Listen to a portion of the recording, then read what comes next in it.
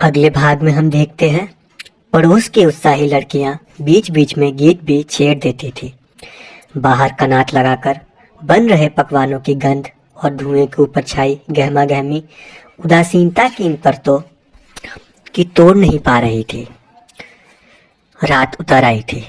Gas बत्तियां जलाई जाने लगी थी और बिजली की बल्बों वाली पट्टियों पर लिखे स्वागतम को दरवाजे पर लगाए जाने के लिए शोर मच रहा था।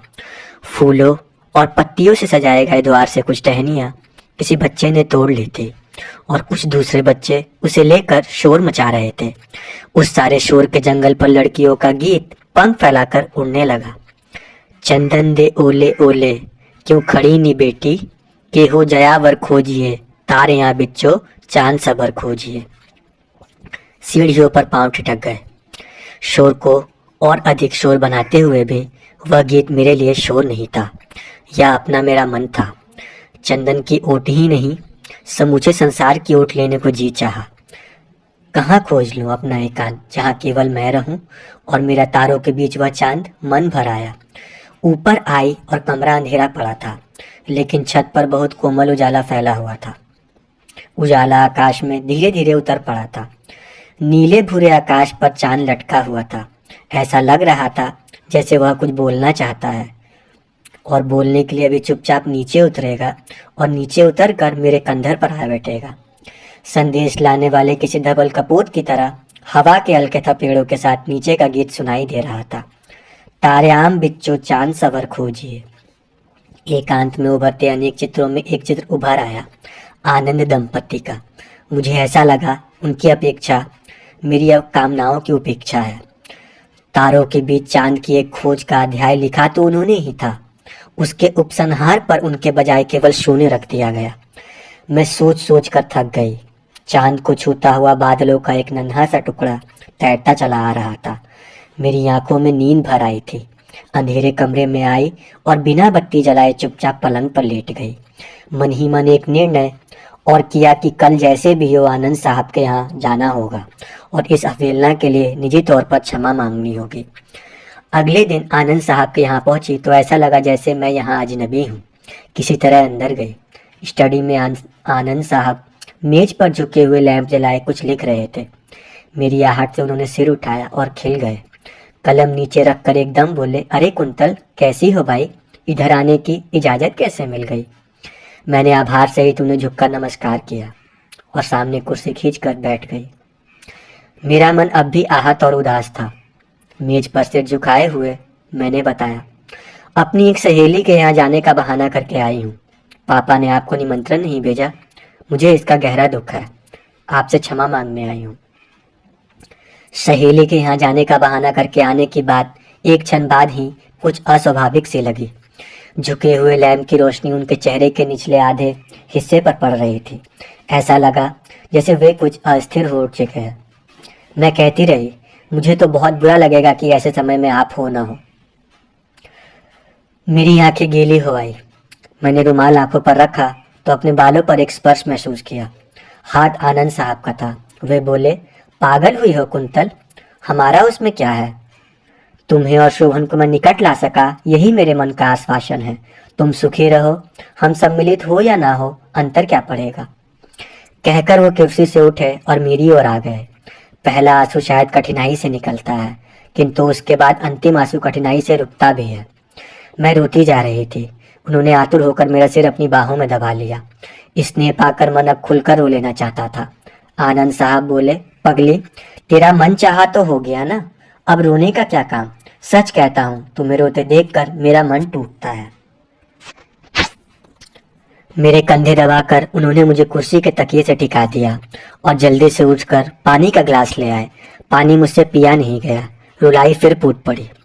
मुझे अपने कंधे की ओर खींचकर सहलाते सहलाते उन्होंने मेरे माथे को हल्के से चूम लिया। हल्की सी एक विरक्ति मन में उभरी, लेकिन दर्द के बहाव में वह बह गई। उसी तरह सहलाते उन्होंने अचानक मुझे जोश से भींच लिया। मेरी मुंदी आंखें कुछ देख नहीं पाती थी। सहसा उन्होंने चेहरा अपनी ओर खींचकर मेरे होठों पर अपने होठ जमा दिए। नम्र संवेदनाएं अचानक चौंक पड़ी। अज्ञात भय की चिंगारियां क्षण मात्र में मेरा रोम रोम को छू गई। स्नेह का आश्वासन पलक मारते ही किसी मिट्टी के खोखले खिलौने की तरह टूटा और उसके अंदर से एक घिनौना कीड़ा बाहर आ गया। कमरे की हवा में जैसे ज्वालामुखी के विस्फोट के बाद की तपन और दुर्गंध भर गई। यह घिनौना कीड़ा किसी दुर्गंध पशु की तरह ही आतंकित करता हुआ मुझे निगलने की कोशिश करने लगा। आतंक से भरकर मैं तिलमिला उठी और उसे छूटने की कोशिश में छटपटाने लगी। पशु उन्मुक्त हो चुका था। उसके पंजे से ऐसा घिनौरे और कठोर हो आए थे। मुझे लगा जैसे उन पंजों के नाखून मेरी गर्दन और छातियों के पास धंस जाएंगे। मेरी सांस घुट रही थी। उसका पशु बल जाग उठा था और उसने मुझे कुर्सी से खींच लिया था। मेरे छटपटाते हुए हाथ पैर बचाता हुआ वह मुझे सोफे की तरफ खींचने लगा। विवश और आतंकित कंठ से चीख के बजाय एक कराह भर निकल पाई। उस कमरे में चारों ओर जुगुप्सा और घिनौनापन जोर जोर से नाचने लगा था। कातर और असहाय होकर मैंने एक बार चारों ओर देखा। इस बीच उसके होठ मेरी ओर झुके। अपनी बाह छुड़ाकर मैंने उसके चेहरे को पीछे धकेलना चाहा, लेकिन पशु ने अपने कठोर पंजों से मेरा हाथ पकड़ लिया। असहायता की चरम सीमा पर पहुंचकर मैं किसी डरे हुए गाय की तरह मैंने उसके पंजों को दांतों से काटा। पीड़ा से कराकर वह चौंक गया और बंधन कुछ ढीले हुए। इसी एक क्षण का लाभ उठाकर मैंने झटके से अपने आप को मुक्त किया, जैसे किसी मछुआ की उंगलियों ढीली हुई हो और मछली तड़प कर बाहर आ गई हो। इसी तरह मैं उसके बंधन से छूट गई। किसी तरह झपट कर मैं दरवाजे तक आई। पशु ने दोबारा आक्रमण करना चाहा, लेकिन अब मुझ में प्रतिरोध उभर आया था।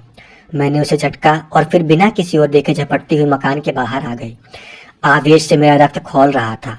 मुझे सामने कुछ भी नजर नहीं आ रहा था। मैं एक क्षण के लिए भी ठहरना नहीं चाहती थी।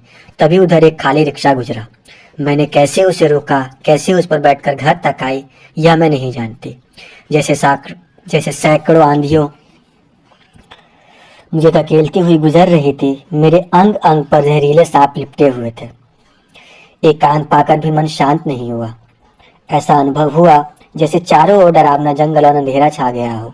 जंगल और अंधेरा दोनों ही अछोर थे और ऐसा लगता था जैसे उस अछोर जंगल और अंधेरे से डरावने पन मेरे ओर घूर रहे हैं। वह नींद थी या मूर्छा मैं नहीं कह सकती। जो कुछ घटा था वह डरावने स्वप्न की तरह चारों ओर नाच रहा था। कभी कभी ऐसा होता है कि सचमुच दुर्घटना की बजाय दुर्घटना का भय अधिक कष्ट देता है। मेरी स्थिति कुछ ऐसी ही थी। किसी ने मेरे पारेपन को फांसी देनी चाहिए थी। यही संयोग था कि अंतिम क्षण में मैं बच गई थी, किंतु वह बचना अधिक झंझोड़ने वाला था। शोभन से अंतिम संपर्क करने का दिन निकट आ रहा था। सोच नहीं पा रही थी कैसे इस समय का समर्पण कर सकूंगी। क्या यह सब उनसे छुपाकर रखना होगा और क्या यह सब छुपाया जा सकेगा? ज्वालामुखी की तरह क्या सब फूट नहीं पड़ेगा?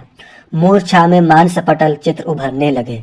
दीदी की शादी के बाद मुरझा गई और बंधनवार बदली जा रही है। घर की चहल पहल दोबारा गर्म हो चुकी है। पिछले कमरे में लड़कियों का गीत गूंज रहा है। चंदन ले ओले ओले क्यों खड़ी नहीं बेटी। चंदन की आड़ में नहीं बल्कि आशंकाओं के जंगल में खड़ी कोई है दुल्हन। मेहंदी लगी हुई हथौलियों में जलन पैदा हो जाती है। लड़कियों का शोर उभरता है। लो बारात आ गई, दूल्हा देखो दूल्हा देखो। चंदन की आड़ में खड़ी दुल्हन को धकेलती हुई लड़कियां बारजे तक ले जाती है। ले देख कुंतल, कितने बड़े बड़े लोग तेरी बारात में आए हैं। दूल्हा कितना अच्छा लग रहा है। दूल्हा दूल्हा कहाँ है? दुल्हन की आंखों के सामने जंगल का अछूर अंधकार उभर आता है। जंगल का वह डरावना भय एक क्षण में बदलता है और आकाश तक उठते हुए संगीत का रूप ले लेता है। संगीत में उत्साह भी है और उन्माद भी। गाजे बाजे, रोशनी और कोलाहल के बीच सुनहले आभूषणों से सजी एक घोड़ी धीरे धीरे द्वार की ओर बढ़ती है। कोलाहल में मंगल मंत्रों का एक स्वर भी मिल जाता है। बाहर जैसे चावल और फूलों की पत्तियां बरसती है और द्वार पर कलश के माथे पर रखा दियरा कांपता है, लजाता है। मेहंदी रचित 2 हाथों में लटका हुआ एक रुपहला हार चमक रहा है। शोभन की भावकुल आंखें उठती है और सिर धीरे धीरे से झुक जाता है। हार का स्वागत करने के लिए दूल्हा झूम रहा है। शहनाई की धुन वातावरण को गुंजा रही है और लड़कियां गीत गा रही है। दोस्तों, अब तक का एपिसोड आपको कैसा लगा आप अपनी राय कमेंट सेक्शन में ज़रूर बताना। मैं अगले एपिसोड में इस एपिसोड को और लंबा रखने की कोशिश करूंगी, लेकिन आप अपने सुझाव कमेंट सेक्शन में ज़रूर देना। मैं मिलती हूं आपको एक नई वीडियो में। तब तक के लिए बाय बाय दोस्तों।